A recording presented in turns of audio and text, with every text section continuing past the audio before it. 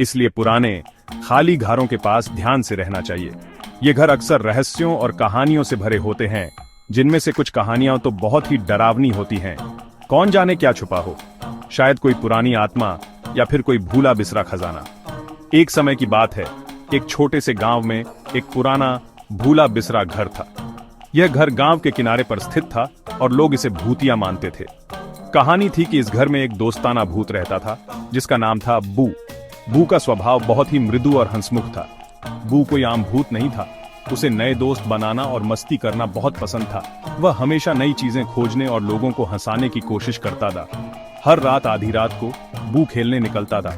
वह घर के हर कोने में घुमाता और कभी कभी गांव के बच्चों के साथ भी खेलता। एक रात एक जिज्ञासु छोटी लड़की लिली ने उस घर में जाने का फैसला किया।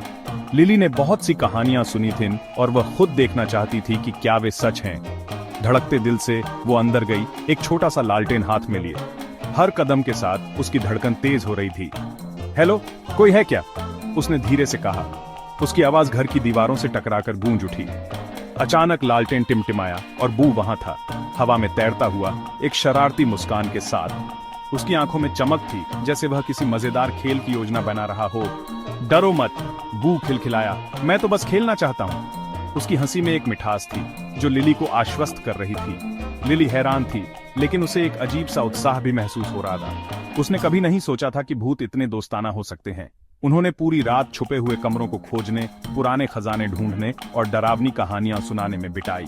बू ने लिली को कई रहस्यमयी जगहें दिखाईं, जो उसने पहले कभी नहीं देखी थीं। बू ने लिली को दिखाया कि डरावनी जगहों पर भी जादू और दोस्ती मिल सकती है।